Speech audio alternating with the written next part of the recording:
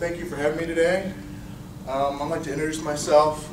You guys, like she just said, my name is Thomas Garman, but that's my birth name. My given name is Yamanai Wayeka, which means 3 feathers. That comes from my great-great-grandfather. That was his name. I've been presented to that when I was born by my grandmother. You have certain people in your family that name you. My brother named my son. His name, which means cougar, in the native tongue is Amakayo. I'd like to start with a prayer because everyone has the man above. You call him a different name. We call him Takashila. However you pray, no matter what religion, every religion is important. Every culture is important. Takashila, mitakie watu shil milala, which means peace and harmony. I come here today to speak about this as a person that has been 3rd generation. Blackfoot Indian. We're known as Pukini. Pukini means poorly dressed.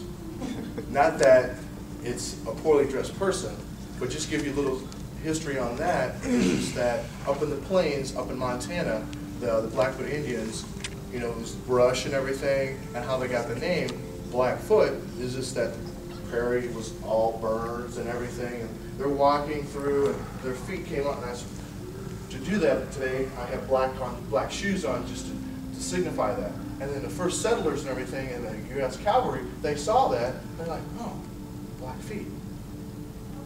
And there's 4 different bands. You have the pagans, you have the Blackfeet, you have the Canadian Blackfoot, because when they split, parts of the Blackfoot Indians split between Montana and Canada. This here today is part of my journey. When I started my journey 20 plus years ago with my grandmother, I've always asked her, you know, I feel different. What do I do? And she goes, I can't tell you today, within 1 hour, it took me a lifetime. I'm still learning myself. And when I started my journey, at the time I had no kids, I had no family, it was just myself. I left Belleville, Illinois, went to California, went up through the Black Hills in Montana to find myself, to see my heritage. My grandmother said, this is the pathway you want to go. And like I said, this is part of my journey. As you can tell, it's only half finished. When you reach the age of 50 in the Native American culture, you're considered an elder. There's certain responsibilities that is placed upon you. I travel at least once a year. I haven't done it lately, but every year I would go back to do Sundance. Sundance is a very spiritual. It's something that is placed upon somebody that can hold, and someone that basically is strong enough. You just wouldn't be chosen. It's a very prestigious honor. At least twice a year I go to different dances that upon they're chosen to be a door dancer. As you can see the shirt, and I'll have a few other things I'd like to show you. This is a healing dance. Everything's about healing. It's just that when a lot of Native Americans went to war, and anybody that went to war, coming back from that war, you had to transition between the war and the civilized world. And to do that, they established, it's a Kiowa society that started it to bring you back into the world. And you have like this table right here, just to give you an example, would be the big circle. And as you can hear the music playing here, it's to bring you back into the civilization, and you would dance. And you have the different, like the garments and everything that you would dance, the rattle and everything, and I'll show you that. And that's just to clear your mind, so that anybody, when you come from war, I've talked to lots of people. I've never been to war, lots of family members, but what you're doing with that, when you enter with that, like my wife, Rhonda's sister, when she was with cancer and everything, I went to certain ceremonies, and to bring, for healing. Not saying that, you have lots of people that say, well, I'm a medicine man, I'm this, I'm that. That's all Hollywood. It's all about spirituality. It's what you believe, because for me to, for this gentleman here, he could be Catholic, or this person could be Jewish, but for me to have that respect in it, I have to respect each person. It's all about the greater good, giving of yourself, and this in Native American society. So the thing is that when I used to go to some of the colleges and speak, I said, well, I seen this and I heard this. Being a princess, they said my grandmother was a powwow princess. Well, that could be true in some sense, but just actually being a princess, there's no such thing. And you see the different movies like Dancing with Wolves. Has anybody seen that movie? That is a very powerful, there's 90% of that is truth in that. But the language in that, it is Lakota. I speak 3 different dialects. I speak Lakota, I speak Algonquin, which is the Native American, the Blackfoot culture, and I also speak a little Cherokee. But it's you hearing it, just like with English and different languages, Spanish. You hear it more often, you're going to interpret it.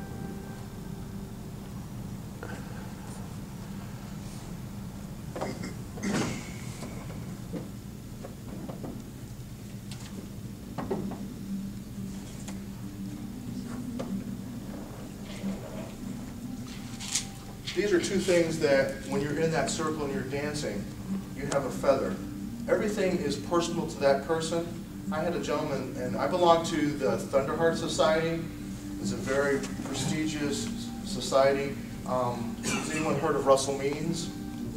Have you seen The Last of the Mohicans? He's part of that society, just like your Rotary banquet. He's part of that. He is president. I am what is known as a warrior until I reach the age of 50. Everything starts at the age of 50. It's like a new life. And I was presented with this, which is a gourd rattle. This is an actual gourd. And it was painted on. Different things mean different things for each different person. And so when you're in that circle, you know, that rattle is to the beat of the drum. It's like when you hear that drum, when you hear any kind of music, you always like rock and roll, different music, you hear the drum, well, that's the heartbeat of Mother Earth. And everything involves around Mother Earth. The prayers. Does anyone have family members? I know Rhonda comes from farmers and everything, but the farm. And certain things like that is growing, you're giving the blessings to Mother Earth to grow that crops. A hunter that goes out to hunt, he wants to kill certain animals to feed his family. Well, that's what all about the prayer and that gourd dance. You have somebody that's healing, that needs to heal. Like this gentleman that was talking earlier about his son. You know, certain people ask certain things of prayer, and it's always about, you never ask of yourself, because you always have people that say, well, I need money, I need this and this and that. Well, you go about yourself asking someone else to pray for me. And then that way, later on, what you need for yourself will come. Because if, you know, when you're pointing the finger at somebody that did something, there's always those 3 fingers that point back to you. And so in our culture, it's open hand.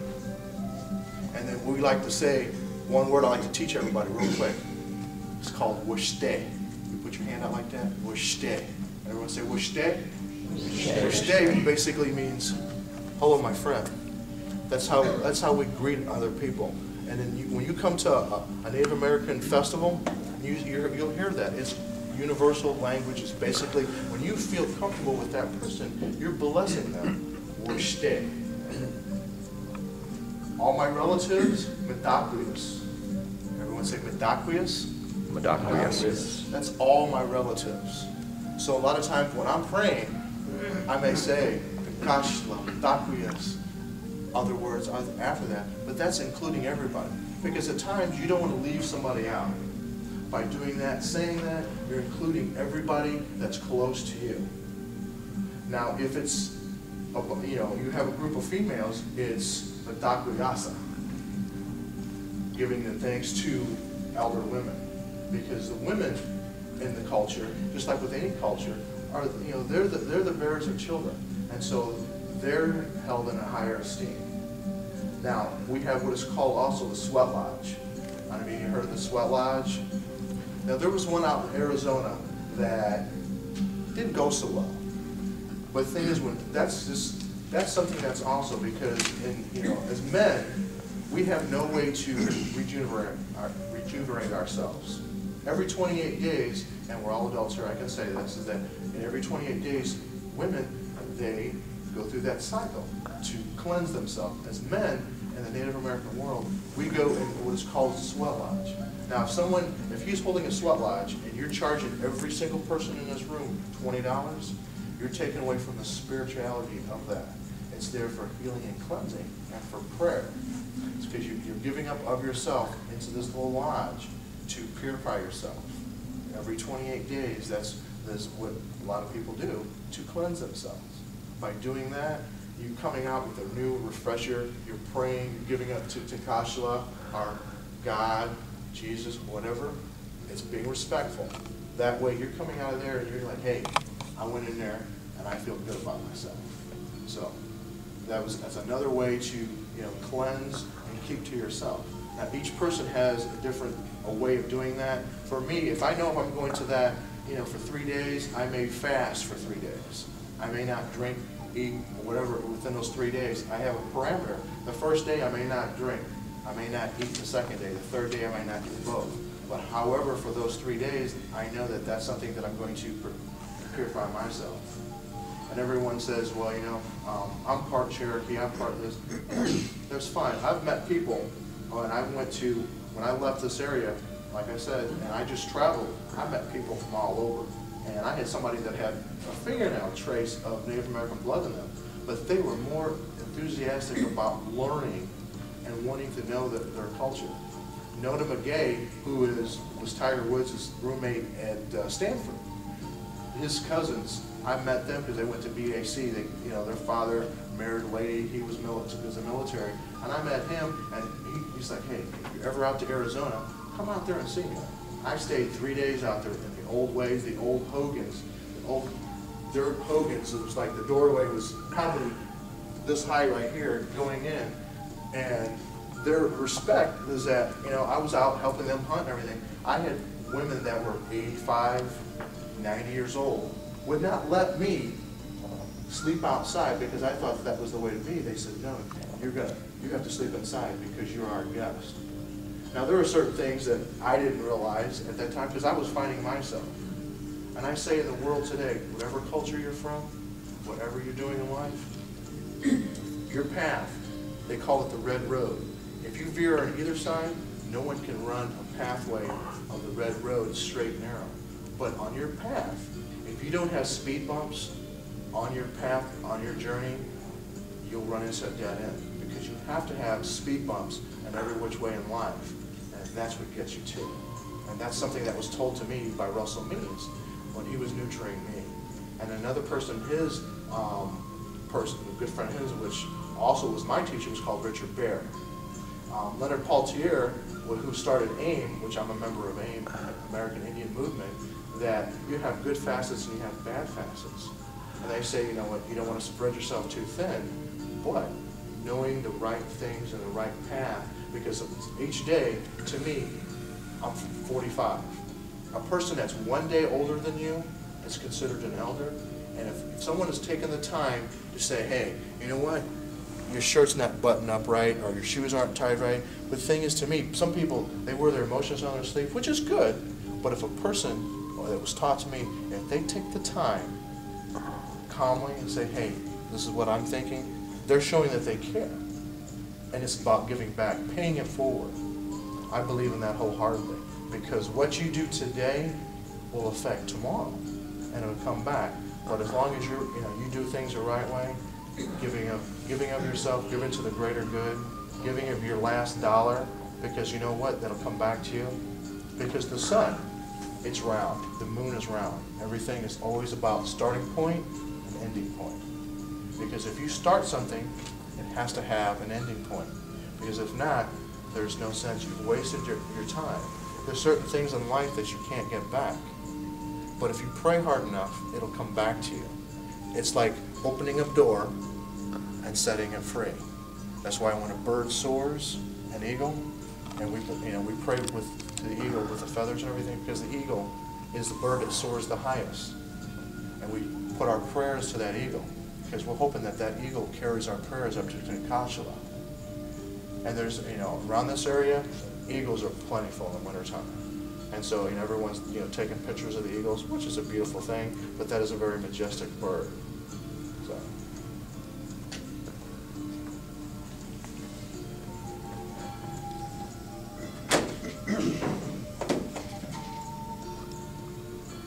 I was speaking of the drum, that when we have a powwow, that's what it's called, there's always a drum. And then, like I said, that's the heartbeat. And this is, can anyone tell me what this is a symbol of? Buffalo? We call it the tanka. When my grandmother, when I was growing up, most kids, very stubborn. And her word for me and her name for me was tankahilo. Stop being tankahilo. We're all adults here. Basically, it has two meanings to it. I was stubborn as a jackass. But it's fitting because who I am and the things that, at times that, hey, that's just the nature of the beast. But she meant it in a good way. She had names for everyone. She had the way she did everything. Because, like I said, in every culture and even in the animal kingdom, the woman is the matriarch, nurturing the young kids, bringing them up. Your mother raises you, your grandmother, your grandfather nurture you.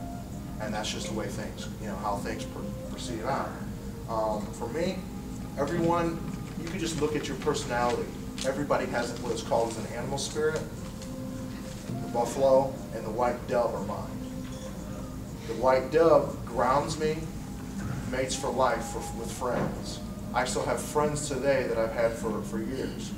With that setting, that a person, once they reach the age of 50, if I was 50 right now, wow, okay, I could tell everybody's animal spirit, but that's not my calling. There's certain responsibilities that each person has on their way up to 50 that you have to do. It's called to you. Saying that you have to do it, no. In this day and age in the world, someone did this to me. They reached their hand out and said, hey, how you doing? Shook their hand. If you want to learn, you want to be a part, you want to move forward, here's my hand. I did that. But I did that for me because I knew I felt different and how I go about things. Is it always right? Sometimes no.